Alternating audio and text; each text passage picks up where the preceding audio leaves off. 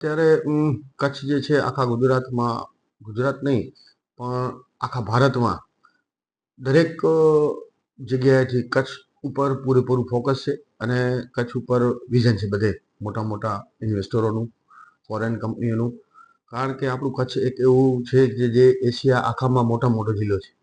બીજું કે ગુજરાતને જો વધારેમાં વધારે રોયલ્ટી મળતી હોય તો આપણા કચ્છમાંથી મળે છે. હવે કચ્છનો જે પ્રશ્ન છે, જે ખાસ કરીને આપણે કહીએ તો કચ્છમાં જે એનએના પ્રશ્ન છે, અત્યારે જમીન બિનખેતી કરાવી, એગ્રીકલ્ચરમાંથી નોન એગ્રીકલ્ચર કરાવી, એનો એક તો પ્રક્રિયા જે ઓનલાઈનની પ્રક્રિયા છે એમાં પ્રશ્ન એ છે કે દરેક વ્યક્તિઓ ભણેલા ગણેલા નથી, અભાવ છે. એટલે હવે એ લોકોને પ્રક્રિયા કરવી કેમ, એના માટે બહાર જવું પડે, એના પૈસા ખર્ચવા પડે. એટલે હવે એ ઓનલાઈન કોણ વાપરતું, આજે ના આવડતું ને ઘણા માણસોને, પણ એ છતાંય ચલો કે ભાઈ એના જે કન્સલ્ટન્ટ છે, એન્જિનિયરો છે, એ પ્રક્રિયા કરી દે છે. હવે મેઇન મુદ્દો જે છે જે કચ્છમાં અત્યારે આપણે જે કચ્છમાં મેઇન ભુજ જે છે જેનો વિકાસ અત્યારે ચારે તરફથી થઈ રહ્યો છે, તમે જોઈ શકતા હશો. તો એ પ્રશ્ન છે માપણી વધારાનો. હવે ખરેખર આ માપણી વધારો જે છે ને એ આપણા અહીંયા આપણે મહારાષ્ટ્રનો વિધબનો કાયદો આપણે લાગુ પડે કચ્છને, ને કચ્છનો જે ગણોદ્ધારો જે છે ને એને જે અધિકારીઓ આવ્યા નવા, જે આઈએસઓ, એ લોકો આ ગણોદ્ધારાને સમજી નથી શક્યા. એટલે એ લોકો પોતાની રીતે અલગ અર્થઘટન કરી ને જે તે વખતે સરકારને રજૂઆત કરે. હવે ખરેખર તો આ માપણી વધારાનો પ્રશ્ન જે છે ને આખા કચ્છ જિલ્લામાં પાછો નથી. 6 તાલુકામાંથી ફક્ત ને ફક્ત 3 જિલ્લામાં જ છે, તો કે ભુજ, અંજાર અને ભચાઉ. બાકી 3 જિલ્લામાં ક્યાંય નથી. હવે આ 1951 થી આપણો 7/12નો પાણી જનરેટ થવાનું ચાલુ થયું. 1953 થી માપણી ચાલુ થઈ, સુરબુક, હાજીમાલી બંધાયા. ખરેખર પ્રશ્ન એવો થયો કે જે તે વખતે જ્યારે માપણી થઈ એના પછી 7/12ના પાનિયા બન્યા. હવે 7/12ના જ્યારે પાનિયા બન્યા ને જ્યારે માપણી થઈ ત્યારે જમીન ખેડૂત જે છે, ત્યારે દુષ્કાળનો પ્રદેશ હતો. ખેડૂત પાસે જગ્યા જે છે, એક્ઝામ્પલ કે 10 એકર હતી, તો એણે જે છે 7 એકરમાં વાવણી કરી હોય તો એને એ પ્રમાણેની વિગોટી ભરવાની આવતી કે તમે વાવી કેટલી છે એ પ્રમાણે તમે વિગોટી ભરો. હવે જ્યારે ડીએલઆરએ 1952-53માં જ્યારે સૌથી પહેલા માપણી કરી તો એ ટીપણ જે છે એ 10 એકરનું બન્યું. એટલે 10 એકર મૂળ જે ટીપણ 10 એકરનું થયું, જમીન વાવી હતી કેટલી તો કે 7 એકર.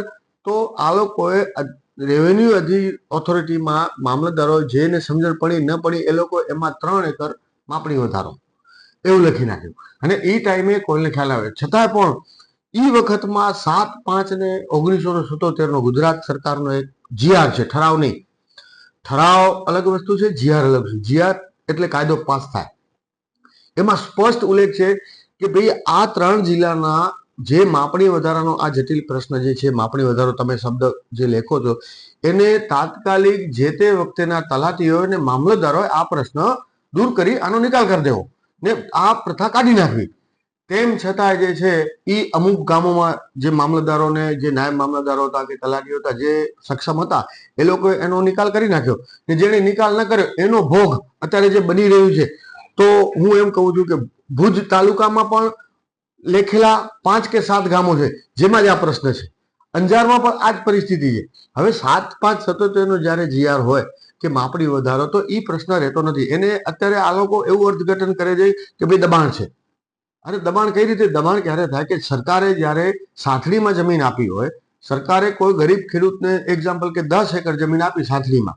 હવે એ જમીન જ્યારે ડીએલઆરમાં આપવા જાય અને એ જમીન જો એની પાસે કબજો 12 એકરનો હોય તો એ 2 એકર માપણી વધારો લખી શકો તમે, અથવા તો તમે એને દબાણ લખી શકો.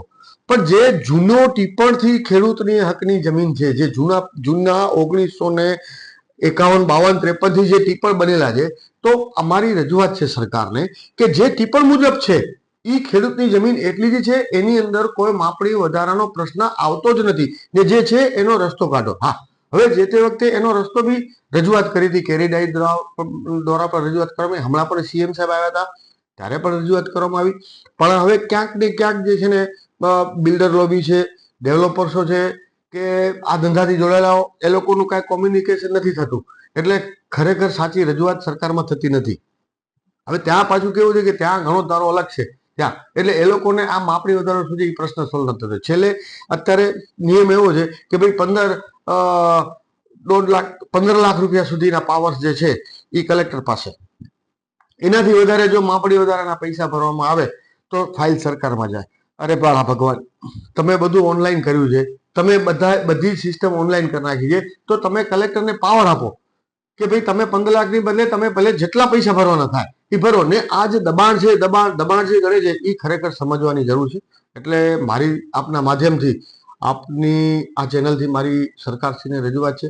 હું તો એક નાનો વેપારી, નાનો બિલ્ડર છું, પણ કચ્છમાં ફક્ત ને ફક્ત આ 3 તાલુકાના દરેક ખેડૂતો, ત્યાંના બિલ્ડરો, ડેવલપર્સોને મારી રજૂઆત છે કે એક સાથે થાઓ અને સરકારને સમજાવો કે આ માપણી વધારાનો પ્રશ્નનો તાત્કાલિક નિકાલ કરે, જેથી કચ્છની અંદર જે વિકાસ જે થંભી ગયો છે, જેના કારણે ફાઇલોના ભરાવા થઈ રહ્યા છે, માથેથી કોઈ નિર્ણય આવતો નથી, અહીંયાથી ફાઇલો ઉપર જાતી નથી. હવે એની અંદર જે છે જે ઓફિસો લાગુ નથી પડતી. હવે વિચાર કરો, માપણી વધારાની ફાઇલ અહીંયાથી કલેક્ટર સાહેબની ઓફિસેથી પોઝિટિવ થઈને જાય તો ત્યાંના અધિકારીઓ જે છે એ લોકો ત્યાં સેટલમેન્ટ કમિશનરને મોકલે કે ભાઈ તમે આની ખરાઈ કરો, આ જમીન ગૌચરની કે નથી. અરે મારા ભગવાન, આ પ્રશ્ન ગૌચરની આખો અલગ પ્રકરણ છે. આ માપણી વધારો ખરેખર છે નથી. એ દબાણ. સરકારને એટલી રજૂઆત છે કે જો કચ્છના વિકાસને હજી વેગ અપાવવો હોય તો આનો તમે તાત્કાલિક નિકાલ કરો. અને બધા બિલ્ડરો, બધા ડેવલપર્સો જે 3 તાલુકાના છે, ભુજ, અંજાર ને ભચાઉના, મારી નમ્ર અરજ છે કે આપણે બધા ભેગા થઈએ અને સરકારને રજૂઆત કરીએ, જેથી આ માપણી વાળા પ્રશ્નોનો નિકાલ જલ્દીથી સરકાર આપણાને લાવી આપે.